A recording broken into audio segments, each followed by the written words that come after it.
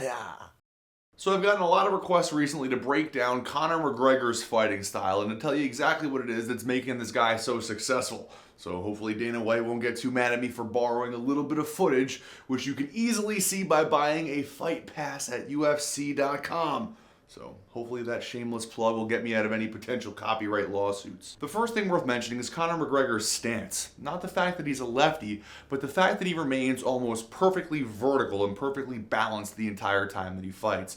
Other fighters might pitch a lot of weight on their front leg if they're trying to establish a jab, and as such, their torso has to actually exert energy in order to stabilize that position. While Conor remains balanced, he saves a ton of energy, and in fact, he doesn't even waste any energy in bouncing around unnecessarily. He kind of just moves in and stalks like a cat. Again, very efficient. Here you can see a perfect comparison. McGregor is perfectly balanced in position, and Seaver's throwing jabs that are about 18 inches too short, moving his head all over the place, bouncing around, and that's wasted energy if your jabs can't possibly hit, and if the guy's not even throwing punches at you. That will take a toll after a few rounds. Now, the next thing I want to point out is that McGregor doesn't keep his hands up in the traditional boxing sense of keeping your hands up. So all of you wannabe boxing coaches out there constantly screaming like idiots for people to pin their hands to their face, this disputes that entire way of thinking. The reason being, McGregor doesn't use his hands to maintain his distance. He's not just pawing somebody with a jab. He uses his kicks, uses fast roundhouses, long attacks that keep his opponent outside of punching range. So since his opponent is always outside of punching range, he doesn't have to immediately keep his hands up, and you'll find that when he needs to block a strike, it's not hard for him to do so. Even from this position, you just cover up one side of your head or the other as you react to a strike. And since your opponent is further away from you because you're using your kicks, you have more time to react to the strike. His hands are down, a kick comes, his hands go up. It's not very complicated. Now, another cool thing about kind of floating your hands out is you can use them as counterbalances for any movement. So if you've ever lost your balance, you'll find that you automatically hold your hands out in an attempt to right yourself. Now, this can be seen in a number of circumstances. Let's say I have my hands up and I want to move my head back.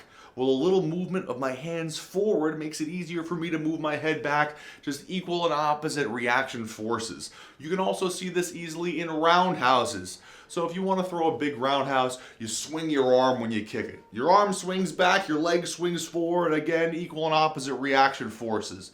Well, if your arms are kind of floating and you're already maintaining a nice neutral balanced posture, all you have to do is swing your arm quickly and now you're firing a very fast and powerful balanced roundhouse, which is one of McGregor's favorite weapons to throw. So here's one example, bam.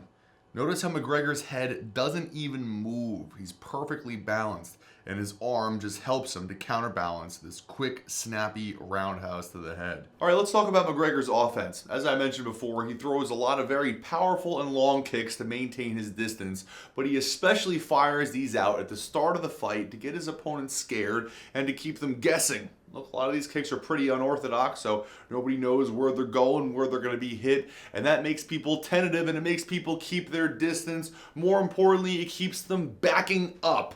In every single one of McGregor's fights so far, he has been the aggressor. The other guy is backing into the cage constantly, and that allows McGregor to constantly have open space and to have the middle of the cage behind him to his back. So look, this guy is quick. Now, if he has open space behind him, anytime the other guy attacks, he can easily back up, and he's never backing up into a cage. Now, will he always be the guy who's maintaining this pressure and moving forward? Well, I guess that remains to be seen when he fights some better opponents. But as of right now, he's always been the aggressor. Will he be the same type of guy if he's moving backwards? Tough to say. Let's have a look at McGregor's kicks. Why not? Now, there are 4 or 5 main kicks that McGregor will use in his arsenal. The first being a side kick from the lead leg. Side kick is just a straight kick thrown out with your foot turned sideways. Convenient to throw because when your foot is straight ahead like a teep kick, your toes end up catching people's elbows a lot of the time, and that doesn't happen if your foot is turned sideways, so keep that in mind. Now, McGregor throws this a lot of times to people's stomachs, and he throws it to their thighs just above the knee. And it's the one that's just above the knee that really makes people want to stay away because they're afraid of the fact that their knee might get locked out and hyperextended. So he fires that leg kick in there, they think, oh crap, I'm going to get a knee injury, and again, they stay away. Interestingly enough, a lot of guys try to use it right back, like, oh crap, that hurt and it's scary, let me do it to you. So always interesting to see when an effective weapon is used, you can expect to see it used right back. As a side note, I see this a lot on the street when you roundhouse somebody's thigh really hard. It'll hurt the guy, so he'll want to throw it right back, but you can cripple him by being ready to shield. Now the next kick you'll see McGregor throw is that crazy hook kick, also from the front leg, and he has had virtually no success with this kick whatsoever, but it keeps people guessing and it's unorthodox.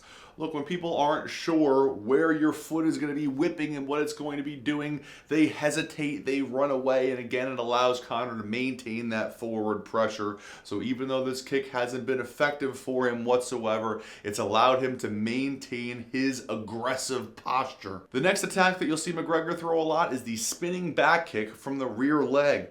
Look, this is one of his power kicks. This is one that he uses to really make people respect how hard he can kick and from how far away he can kick. He especially throws this one anytime somebody over-rotates to the right. Maybe you could even consider that a tendency and take advantage of it. Here, Silver over-rotates to McGregor's right while throwing useless jabs, and he gets kicked. Here, Poirier tries shuffle-stepping to McGregor's right, and he gets kicked. Now, all that said, McGregor has ended up on his butt because of this kick more than once, and that's why I personally don't throw these things too much, but he certainly seems to make it work. The final kick that you see McGregor use a lot is a rear leg roundhouse instantaneously to his opponent's face. This is a lightning fast kick, and it's powerful, seemingly coming out of nowhere. And anytime somebody can rip kicks to your head without really telegraphing them or even taking a beat before it's thrown, you gotta respect that guy. You certainly have to be ready to cover up that side of your face. Now, the interesting thing is why he's able to throw this roundhouse so fast and so effortlessly, and it all comes down to the fundamental basis for his fighting style, which is that balance and relaxation. Look, if I was trying to really prod people out with a jab, I might have a lot of weight forward in my stance, and then I might have to lean back in order to rip a kick up to the guy's head.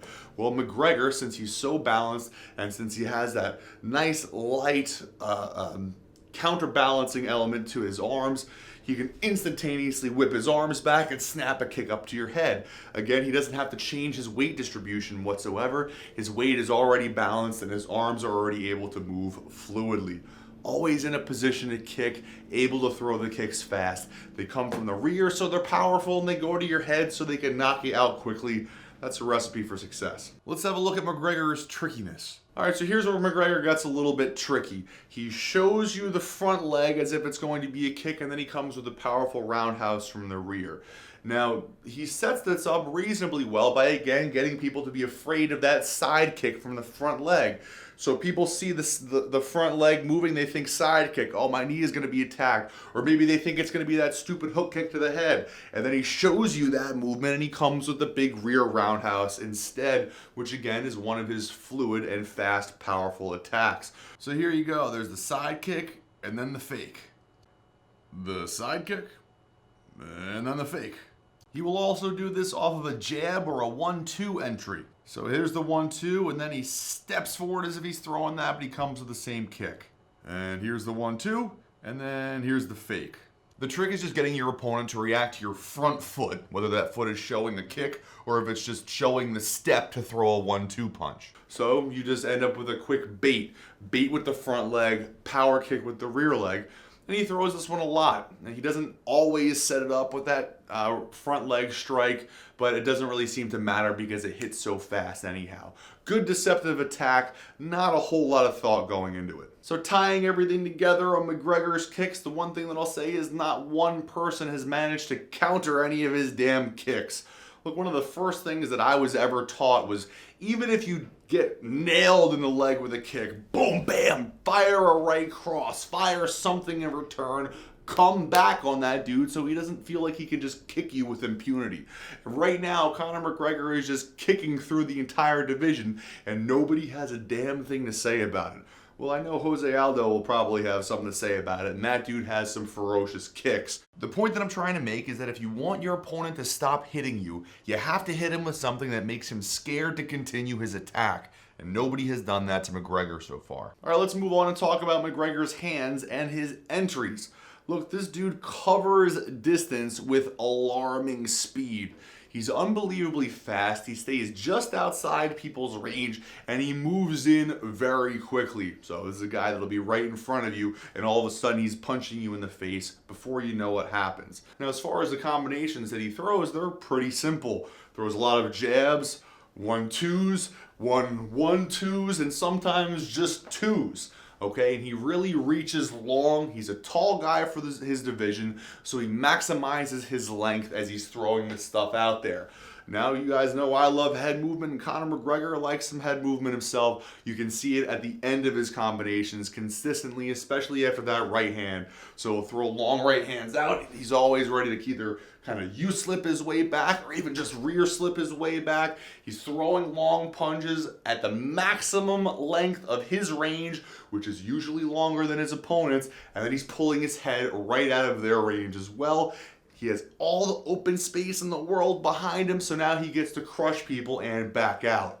Now, another thing that I'll say about McGregor is he's not always on point with getting his hands back to his face. Look, when you're in open space, I feel like you can do a lot of stuff that maybe you couldn't get away with in a traditional boxing match when you have that distance. But when you're in there and you're flurrying, you should really be making a concerted effort to get some type of protection back to your face. And I don't see McGregor doing that all the time. You know, it's not like he's sacrificing safety for fluidity. There's times where you straight up see his left hand down at his hip, and it shouldn't be there. And you know what? He's gotten caught a couple times because of it as well. Now here you can see Poirier get lucky and kind of take advantage of this. But as McGregor's coming in with his jab overhand left or his 1-2 or whatever that is, since he's in such a habit of pulling his right hand or his jab hand back to his hip, Poirier's punch hits clean. Now, this is a crappy punch, but if I was training somebody to fight McGregor, anytime he starts entering with that jab, I would have him throwing big overhand lefts. And since you know McGregor's hand's probably going to be at his hip, that punch is going to land. Now, before I move on and let you think that McGregor's just a sloppy fighter, why is he pulling his hand back to his hip? Well, it goes back to counterbalancing again and the fact that McGregor is trying to reach long for these strikes, trying to utilize his max range. If he was to pull this jab hand back to his face, he would still fundamentally have the weight of his arm in front of him, and that pitches his center of gravity more forward. He's already trying to lean in as much as he can and lengthen out those punches as much as possible.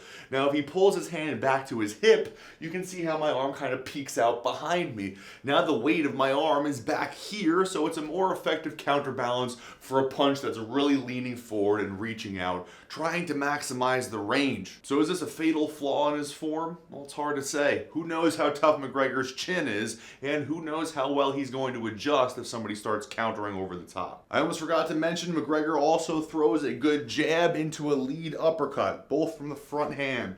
So it's a little jab slip and into the next punch. Boom, boom. Okay, throws that one out a lot. Not a ton of success with it, but again, it's just one more thing other than a 1-2 or a jab, jab, 2. As soon as you over-expect this hand coming, he moves off and he hits you with the other one.